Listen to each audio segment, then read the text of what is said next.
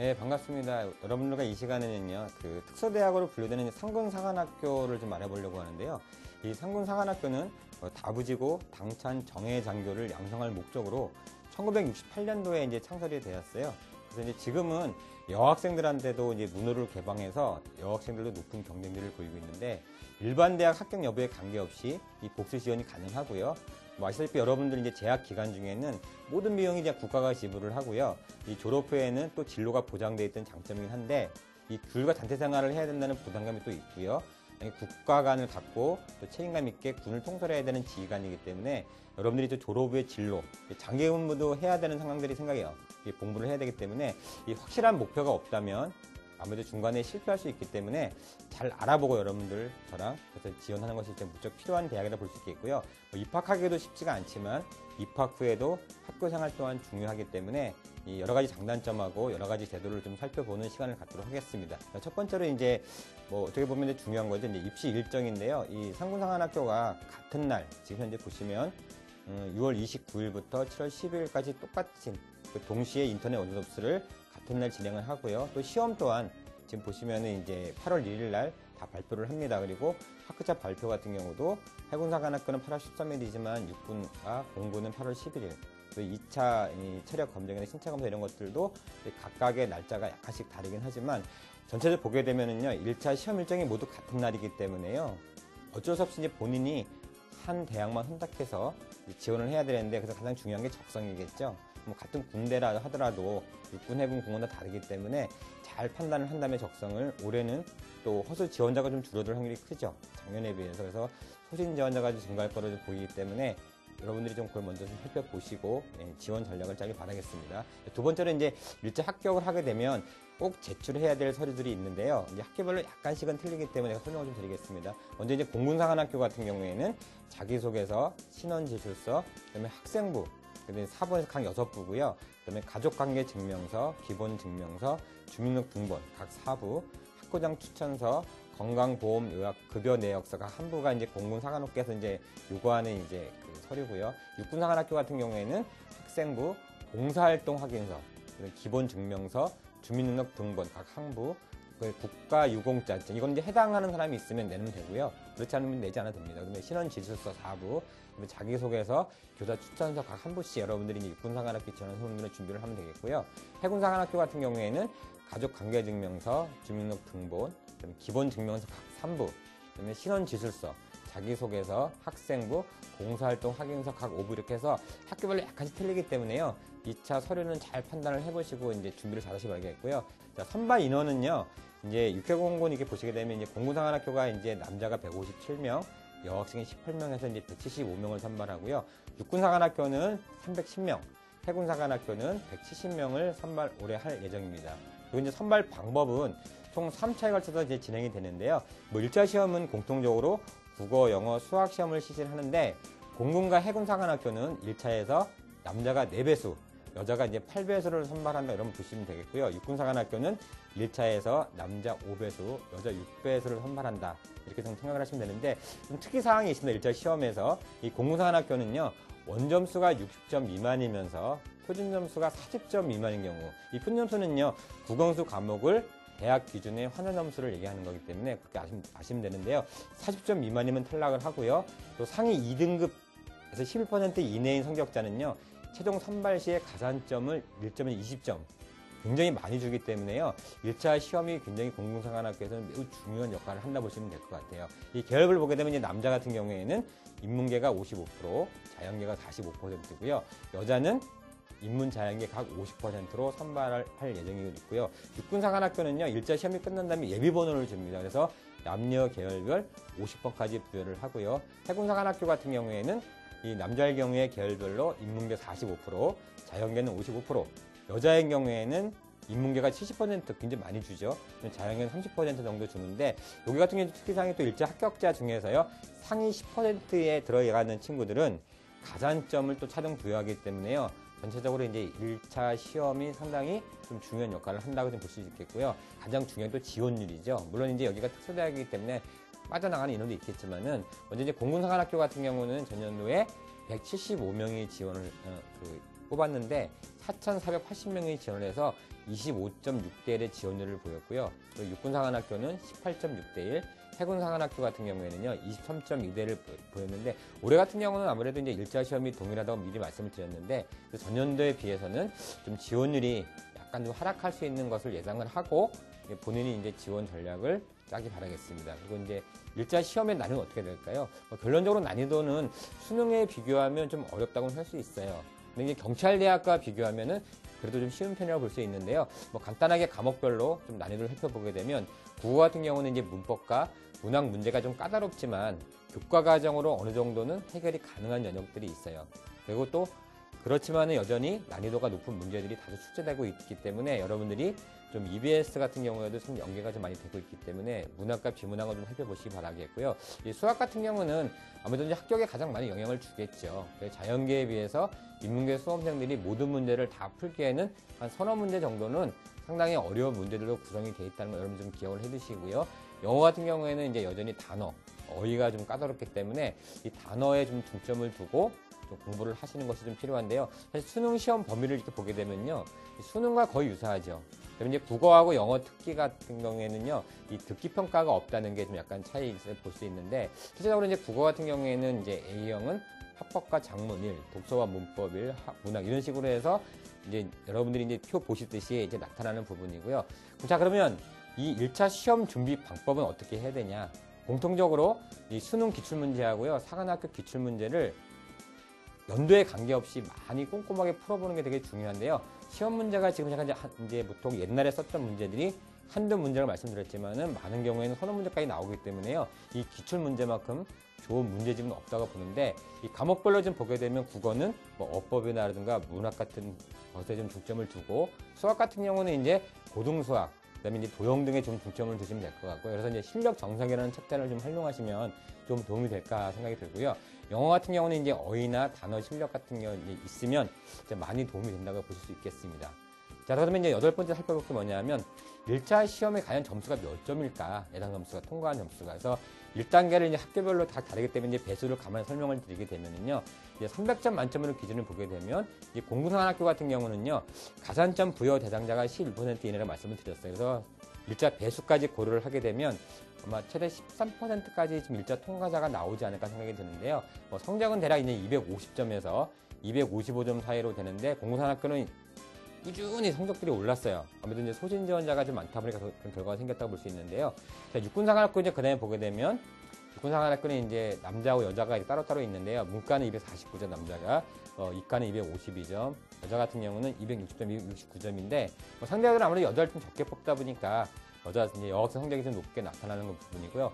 해군사관학교 같은 경우도 보시게 되면은 문과가 243점, 그다음에 여자 같은 경우는 246점 이렇게 해서 전반적으로 지금 점수들이 좀 이렇게 성적들이 좀 낮은 편이 아니고 좀 높게 형성이 된다고 좀 보시면 될 것 같아요. 자, 그러면 내신 성적이 좀 들어가는데요. 내신 성적은 어느 정도의 등급이면 지원이 가능할지 이제 보겠는데 먼저 이제 공군상학과를 보게 되면 등급 간 점수 차이가 이제 2점씩 이렇게 벌어지고 있는데요. 지원자의 약 75%가 3등급 이내에 있고요. 25% 정도가 4, 5등급대 수험생인데요. 아무래도 이제 5등급대 수험생과 1등급의 수험생의 격차가 8점 정도이기 때문에요. 상당히 높다고 볼 수 있거든요. 특히 이제 고교 학력 격차가 인정이 되지 않기 때문에 내신 실질 점수가 높은 편이기 때문에요. 이 정시에서 반영되는 이 부족한 학생부 성적을 만회하기 위해서는 1차 시험에서 주고 있는 가산점하고 면접 시험에서 만회가 매우 중요하다. 그러니까 학생부가 상대적으로 3등급이 넘어가는 수험생들은요. 그런 것들을 좀 감안해서 1차 시험을 잘 준비하기 바라겠고요. 육군사관학교 같은 경우는 지금 1점 차이로 지금 외형적으로 되어 있는데요. 이 대학 기준으로 이제 환자 점수를 계산을 해보면 1등급이 90점이고요. 2등급이 8.9점에서 0.5 차이로 해서 거의 1점 차이 안에 5등급대 있습니다. 하지만 이제 대부분의 육군사관학교를 지원하는 수험생들이 2등급 중반 정도의 지원을 하기 때문에 4, 5등급대에 있다 보면은 그래도 소집점으로 끊기기 때문에요. 내신 관리를 끝까지 잘하는 것이 되게 중요하겠고요. 해군사관학교 같은 경우도 지금 보시면은 육군사관학교처럼 등급 간 동일한 배점을 사용하고 있는데 이 내신의 변별력을 보게 되면은요. 공군이 제일 높고요. 그 다음에 육군, 해군 순이기 때문에 3학년 1학기까지 이제 반영이 됩니다. 졸업생은 이제 물론 전학년이겠지만 잘 준비해서 불렴이 없도록 하는 것이 필요하겠고요. 자, 2차 시험에서 좀 중요한 항목은 무엇일까 살펴보게 되면 공군사관학교는 2차 시험은 신체검사, 합불, 그다음에 체력검정 30점, 그다음에 역사관 놈들 10점, 면접 70점으로 총 100점으로 환산해서 합격자를 선발하는 부분이 있고요. 이 체력 검정에서는 4가지 유형이 있는데 그중에서 이제 팔굽혀펴기가 가장 어렵고 논술에선 10점수가 10점밖에 안 되지만 좀 선발할 때 반영을 해요. 그리고 배점도 왜 작지만 중요하냐 하면 영향력이 수험관의 역사관, 안보관을 묻는 문항이기 때문에 좀 중요한 역할을 하는데 요 준비를 여러분들이 좀 평소에 잘해 주실 필요가 있어요. 그다음에 면접의 평가 방법은 총 4가지인데요. 1분과 같은 경우에는 30점으로 성격, 가치관, 희생정신 부분을 보고요. 2분과는 25점에서 그동안의 학교 생활, 그다음에 이제 가정에서의 성장 과정, 그다음에 이제 자기 속에서 지원 동기, 3분과는 이제 역사관에 대한 집단 토론, 4분과는 이제 개인과 공동 의식을 보는데 이 취준 중에서 45점이면 불합격이 돼요. 근데 이제 면접이 이제 국가 간의 가치관 시험이고 실제로 시험 점수도 좀 낮은 편이 아니기 때문에요. 학교에서 원하는 답변이 무엇인지 잘 준비를 하시기 바라겠고요. 육군사관학교 같은 경우도 보게 되면 2차 시험에서는 이제 신체 검사, 체력 검정, 면접, 유공자 가산점, 이건 해당자만 내는 거니까 만약에 내가 유공자라면 상당히 도움이 되겠죠. 그다음에 한국사 검정 능력 시험을 이제 반영하는데 이거는 이제 취득 등급에 따라서 3점에서 0.6초까지 반영을 하기 때문에요. 한국사 검정 능력 시험을 꼭 보시는 것이 좀 유리하다고 보시면 있겠고요. 이 체력 검정에서는 이제 해군사관학교처럼 팔굽혀펴기가 조금 이제 가장 큰 강권일 수 있는데 여러분들이 좀 많이 아무래도 이게 탈락하는 소문이 많아요. 굉장히 팔굽혀펴기가 사실 쉬운 그런 어떤 체력 검정 시험이 아니기 때문에 자, 평가 요소는 총 4가지인데요. 가치관으로 보는 게 이제 희생, 봉사, 국가관 등을 보고요. 품성에서는 배려, 지적 역량은 지적 능력, 생활사는 이제 리더십 같은 걸 보기 때문에 이 평가 내용을 잘 살펴보고 준비를 하시는데 2차 시험에서 배점이 200점 만점이죠, 면접이. 그래서 상당히 좀 중요한 역할을 하는데 특히 집단 토론과 국가 관련 시사 문제들이 많이 나온다. 여러분들이 좀 알아보실 필요가 있겠고요. 해군사관학교 같은 경우에는요, 이게 면접이 110점이고요. 체력 검정이 40점. 그다음에 신체 검사가 합불로 되는데 여기도 마찬가지로 팔굽혀펴기가 있고요. 면접은 이제 특히 자기소개서를 중심으로 많이 보는데 이제 국가관, 안보관 이런 어떤 질문들을 많은데 특히 근현대사에 이제 출제가 많기 때문에 예를 든다면 이제 한국 전쟁 관련해서 이제 물어보는 문항이다 보시면 될 것 같아요. 그래서 이 2차 시험에서 상공사관학교의 2차 공통사항은 뭐냐면 여러분들이 알아두실 필요가 있는 게 체력 검정 시험에서는 팔굽혀펴기가 가장 중요한 관건이고요.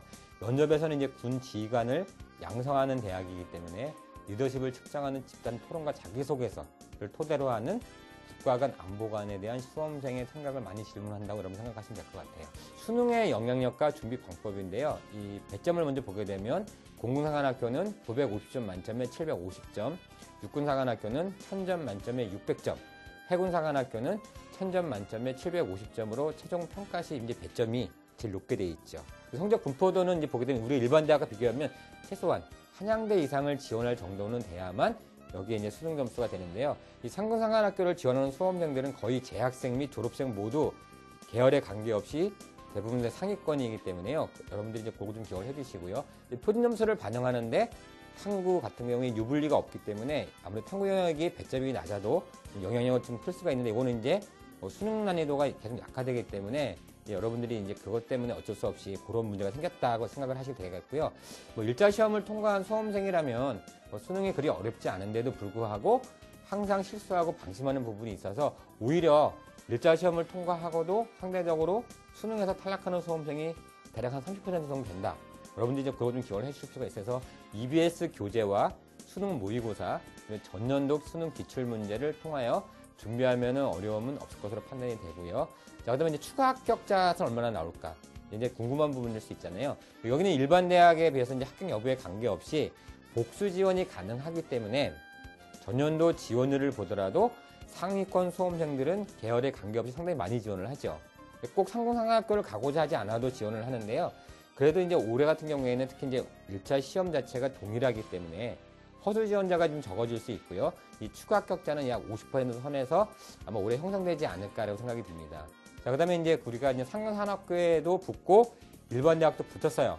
그랬을 때 이제 선택을 해야 되기 때문에 여러분들이 먼저 보여야 될 게 이제 본인의 적성, 진로가 무엇인지 봐야 되고요. 그다음에 학교에서 배우고 있는 교과목이 뭔지 봐야 되는데요. 먼저 이제 공군산학교 같은 경우는 인문계는 이제 국제관계학, 자연계는 전산정보, 그다음에 이제 공통으로 군사학 등을 배우고요. 육군사관학교는 이제 국어, 철학, 정치, 사회, 그다음에 수학, 뭐 기계 시스템공학과 이런 걸로 이제 각 계열별로 이제 현재 배울 예정이고요.